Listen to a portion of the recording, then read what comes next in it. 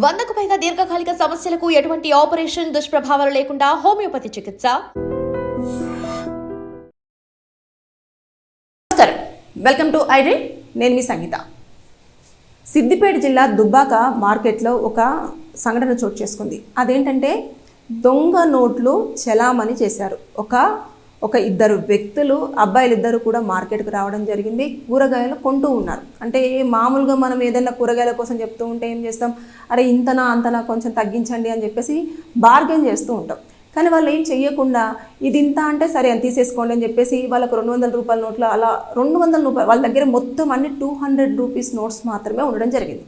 అయితే ఉన్న తర్వాత అక్కడ ఒక వ్యక్తి దగ్గర కూరగాయలు తీసుకున్న తర్వాత ఆ వ్యక్తి చిల్లర కావాలి అంటూ ఇంకొక పక్కన వ్యక్తికి ఇవ్వడం జరిగింది. ఆ నోట్ని ఇచ్చిన తర్వాత అతను ఆ నోట్ చూసి ఇదేంటి, నాకు ఇచ్చిన నోటు నీకు ఇచ్చిన నోటు మీద సేమ్ నెంబర్లు ఉన్నాయి అని చెప్పేసి వాళ్ళు చూశారు. అంటే మామూలుగా 200 రూపీస్ నోట్ మనం చూద్దాం. ఇప్పుడు 200 రూపీస్ నోట్ దగ్గర మనము ఇది తీసేసుకుంటే ఇక్కడ నెంబర్ చూసారా, ఇక్కడ ఒక నెంబర్ ఉంటుంది. ఆ నెంబరు ఒక్కొక్క నోటు మీద ఒక్కొక్క రకంగా ఉంటుంది.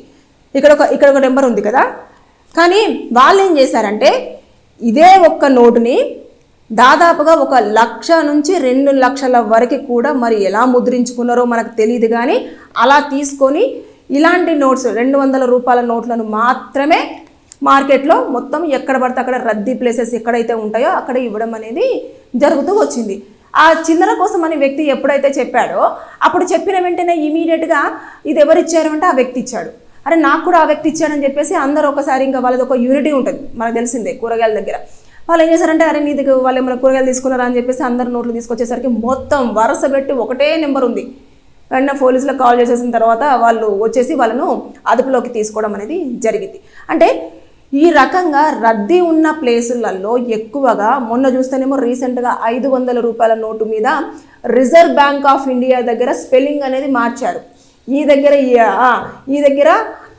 ఏ పెట్టడం జరిగింది. అంటే ఇట్లాంటివన్నీ చేస్తూ దొంగ నోట్లు అనేవి చలామణి మార్కెట్లో చాలా వరకు ఉన్నాయి. మనం ఎప్పుడైనా నోటు తీసుకునేటప్పుడు జాగ్రత్తగా మనం పరిశీలించాల్సింది ఏంటి అని అంటే, ఒక నోటుని మనం వెలుతురులో పెట్టి చూస్తే మనకు మహాత్మా గాంధీ కనిపిస్తారు. అవి కూడా ఈ మధ్య ప్రింట్ చేస్తున్నారు అనుకోండి, చూసారు కదా. ఇక్కడ ఒక గాంధీ గారు ఉన్నారు, ఇక్కడ ఒక గాంధీ ఉన్నారు. తర్వాత నెక్స్ట్ మనకు 200 రూపీస్ నోటు ఇక్కడ మనకు కనిపిస్తుంది. తర్వాత నెక్స్ట్ ఇలా మొత్తము నోటును మొత్తం క్షుణ్ణంగా పరిశీలించుకోవాలి. తర్వాత ఇక్కడ ఏదైతే ఉంటుందో ఆర్బీఐ అని చెప్పేసి మొత్తం సిల్వర్ కలర్ తోటి ఒక థ్రెడ్ తోటి కూడా ఇక్కడ ఉండడం జరుగుతుంది. నోటు పర్ఫెక్టా కాదా అన్నది పూర్తి స్థాయిలో ఈవెన్ లెటర్తో సహా క్లియర్గా చూసుకున్న తర్వాతనే డబ్బులు తీసుకోండి. ఈ మధ్య కాలంలో యూపీఐకి సంబంధించిన ట్యాక్స్లు వసూలు చేయడంతో యూపీఐ అనే సేవలు కొన్ని ప్లేసులలో నిలిచిపోవడం జరిగింది. దాంతో మనకు క్యాషే ఎక్కువగా మార్కెట్లోకి ఇప్పుడు చలామణి అయ్యే అవకాశాలు ఉన్నాయి. కాబట్టి ముందుగానే జాగ్రత్తలు తీసుకోవడం అనేది చాలా ఉత్తమం.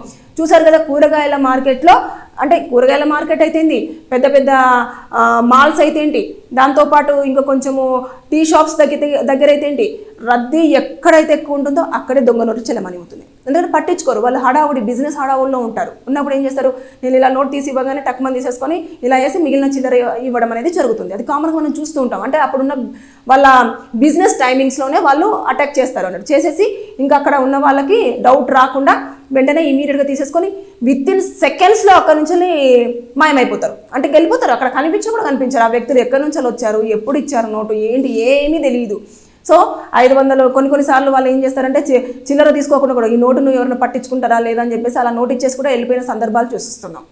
ఇలాంటివన్నీ కూడా మార్కెట్లో జరుగుతున్నాయి. కాబట్టి మీరు ఒకవేళ కనుక గవర్నమెంట్ ఎంత దృష్టి సారించినా సరే కేటుగాళ్ళు ఎక్కడో ఒక కాడ దొంగ నోట్లు ముద్రిస్తూనే ఉన్నారు, వాటిని మార్కెట్లో చలామణి చేస్తూనే ఉన్నారు. కాబట్టి మీ దృష్టికి కనుక వెంటనే వస్తే ఇలా ఈ సిద్దిపేటలో జరిగినట్టుగా దుబ్బాకలో జరిగిన వెంటనే వాళ్ళ పోలీసులకు ఎట్లయితే ఇన్ఫర్మేషన్ ఇచ్చారో మీరు కూడా ఇన్ఫర్మేషన్ ఇస్తే ఇప్పుడు వాళ్ళ నుంచి మొత్తం ఇన్ఫర్మేషన్ అనేది తీసుకుంటారు.